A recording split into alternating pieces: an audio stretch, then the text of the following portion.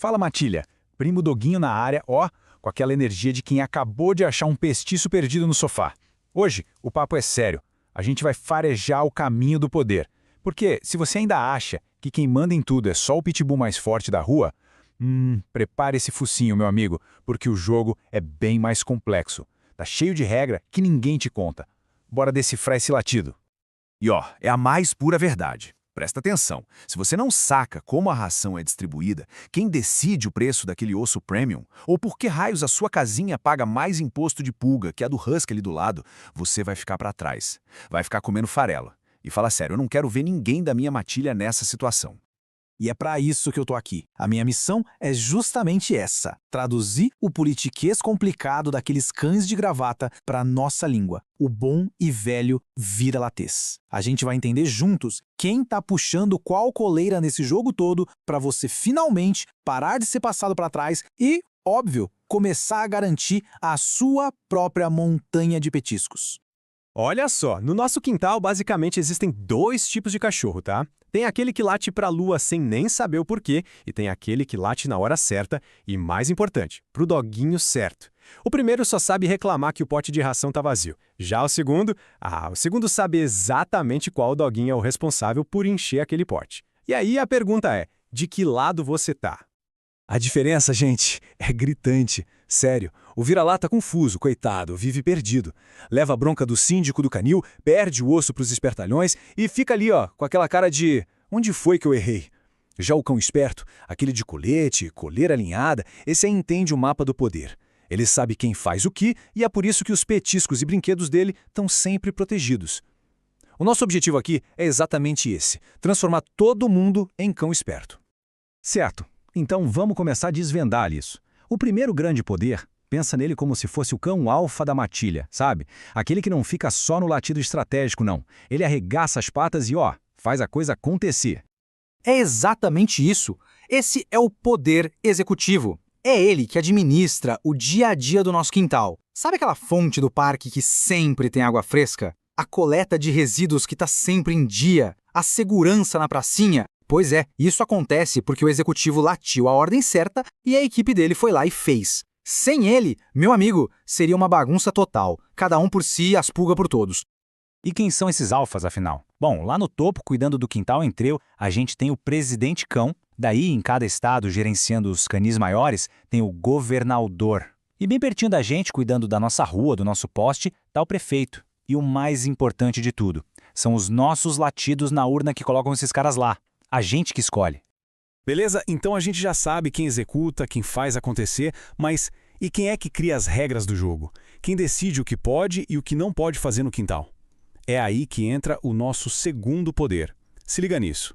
Esse é o poder legislativo. Pensa assim, são aqueles doguinhos de coleira alinhada, a verdadeira tropa de elite do debate. Eles não vão lá executar as tarefas, não. O trabalho deles é escrever o manual de instruções do quintal inteiro. Aquela lei que diz que não pode latir depois das 10 da noite, foi um deles que escreveu. A regra sobre o tamanho máximo do buraco que você pode cavar no jardim, também. E como é que uma regra dessas nasce? Bom, funciona mais ou menos assim. Um doguinho tem uma ideia e propõe. Daí, a matilha toda se reúne e aí, meu amigo, é latido para todo lado, um debate super acalorado. No final, eles votam. Se a maioria concordar, pronto. A regra é carimbada com uma patinha e vai direto para o grande livro do quintal. A nossa Constituição Canina. E quem forma essa matilha de legisladores? São os deputados alderais e os senadores, que criam as regras para o país todo. E também os deputados estaduais e os vereadores, que cuidam das leis do nosso estado e da nossa cidade. E adivinha só, a gente também escolhe toda essa galera com o nosso voto. Nosso latido conta muito. Ok, então a gente já tem quem executa e quem cria as regras. Mas e quando a treta rola solta? E se um doguinho vai lá e rouba o osso do outro? Quem é que resolve esse BO? É aí que entra o terceiro poder, talvez o mais sábio e focado de toda a matilha. Sabe aqueles cães mais velhos, de pelo já meio grisalho, com aquele olhar sereno, que parece sabem de tudo? Então, esse é o poder judiciário. Eles não mandam na patrulha, nem escrevem as leis. A função deles é outra. É olhar para o grande livro de regras e decidir quem está certo quando rola um conflito. Eles são, tipo, os guardiões do equilíbrio do quintal. E aqui, ó, tem um detalhe que é fundamental. Diferente dos outros dois poderes, os cães do judiciário não são eleitos pela gente. Ninguém vira juiz porque é mais popular ou porque tem o latido mais bonito. Eles chegam lá por meio de provas super difíceis ou por indicação. Sabe por quê? Porque o que conta para eles é o conhecimento profundo das regras, não a popularidade.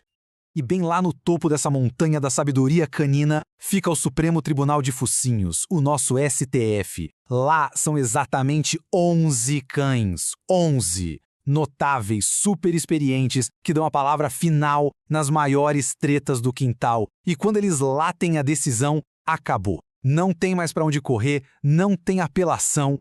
Agora vem a parte que eu acho genial.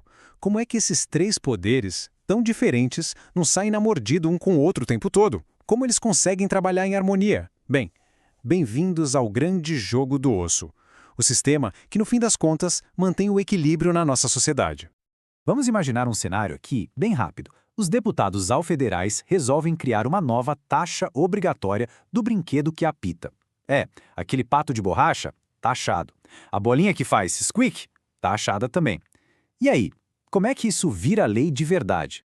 Funciona assim, ó. Primeiro, o pessoal do Legislativo debate e aprova a lei. Beleza. Depois, o projeto vai direto para a casinha do presidente Chicão. Aí ele, como chefe do executivo, pode ou concordar e assinar, ou pode simplesmente vetar, falando: "Au, essa ideia aqui não vai dar certo não". E o tempo todo o judiciário tá ali, ó, de olho, garantindo que essa nova taxa não seja injusta ou contra a nossa Constituição canina. Um vigiando o outro. E essa é a grande mágica do sistema. É isso que mantém tudo no lugar. Um poder fiscaliza o outro, tá ligado? É um sistema de freios e contrapesos. Nenhum doguinho, nem mesmo o presidente cão, pode fazer o que bem entende. E isso garante que nenhum alfa solitário tome o poder para si e decida sozinho o destino de todos os ossos do quintal. E com isso a gente volta lá pro começo. O vira-lata que ignora tudo isso, ele acaba sem petisco, sem brinquedo e pior, sem nem entender o porquê. Mas o cão sábio, que é quem tá me ouvindo agora, entende o jogo. Sabe a quem recorrer, sabe quando latir e sabe como proteger o que é seu. Lembre-se disso, conhecimento é o melhor osso que se pode ter. No final do dia, a escolha é sua. Ficar só latindo e reclamando da vida é a parte fácil. Agora, entender como o sistema funciona para quem sabe virar o jogo a seu favor, meu amigo, isso é o que separa os vira-latas comuns dos verdadeiros cães investidores do quintal. E aí, curtiu? Se essa análise te ajudou a farejar melhor o caminho do poder, então já sabe o que fazer, né?